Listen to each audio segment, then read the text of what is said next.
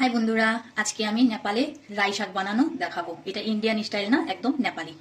তো আমি কিছুটা তেল দিয়ে দিলাম, বেশিটা লাগে না, এখানে অল্প সামান্য দিয়ে দিবে তেল।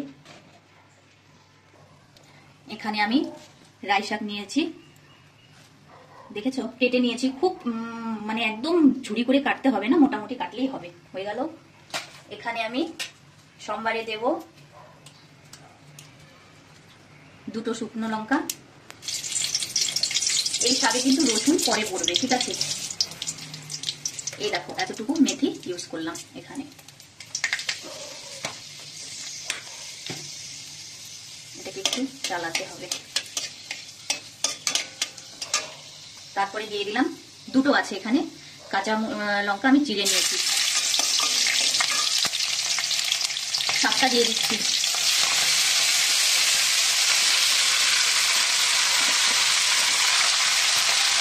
এই শাকটা বেশিক্ষণ রান্না করা যাবে না।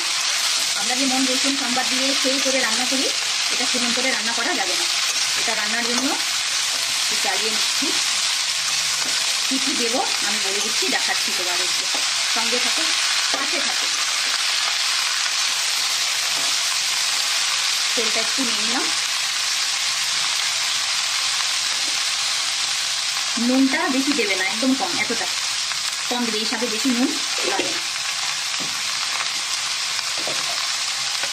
হলুদও একদম কম লাগে, দেখো একদম কম দিয়েছি আমি। এটা কালারের কোনো দরকার নেই, সুন্দর করে এটাকে চালিয়ে নেবে।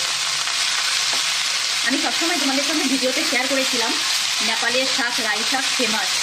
তো এটা এখন প্রায় সব জায়গাতে পাওয়া যায়। তো অনেকে এটার মধ্যে পেঁয়াজ সম্বার দেয়, পেঁয়াজ দিয়েও রান্না করে, বাট আমি দিই না। এটাতে পেঁয়াজ দিলে ভালো লাগে না, একদম নেপালিরা যেভাবে খায় সেভাবে।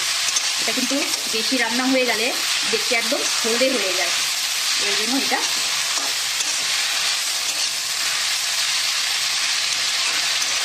খুব সুন্দর করে মিলিয়ে নিলাম।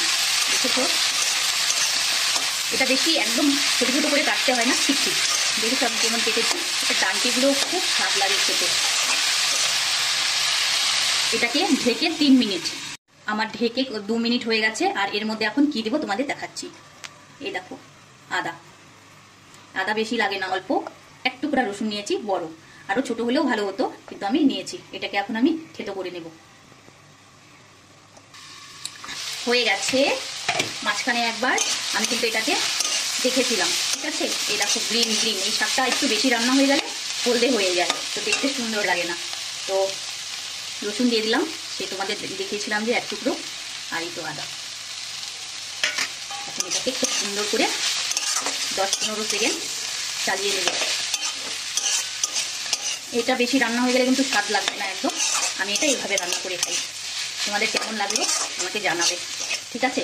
মানে এই আদা রসুনের যে সেন্টটা, এটা দিয়ে তোমার আর কিছু মনে করো, আরও যদি মনে করো মাছ মাংসও থাকে, সেটাও খেতে ভালো লাগবে না। তো আমি প্রায় তোমাদেরকে ভিডিওতে বলতাম যে রাই শাক খেতে সেই টেস্ট, কিন্তু কোনোদিনও বানানো তোমাদেরকে দেখাইনি, শেয়ার করিনি। তাই আজকে ভিডিওটা বানিয়ে তোমাদের সঙ্গে শেয়ার করলাম। এই হয়ে গেল আমার শাক। গ্যাসটাকে আমি এখন বন্ধ করে দেবো। দেখেছো গ্রিন গ্রিন আছে কিন্তু এখনো শাকটা। তোমরা কে কীভাবে রান্না করো আমাকে একটু জানাবে, আর আমি রান্না করলাম কীভাবে, যদি কোনো আমার ভুল হয়ে যায় তোমরা আমাকে কমেন্টে অবশ্যই জানাবে, ঠিক আছে। আর এই দেখো রান্না হয়েছে ডিম কারি। এখানে কোনো মশলা বাটাবাটি করিনি, সব হাতে বানিয়ে টমেটো পেঁয়াজ রসুন সব দিয়ে ডিমের তরকারি করেছি আজকে দুপুরে। আর এই তো এটা দিয়ে এখন পকোড়া হবে।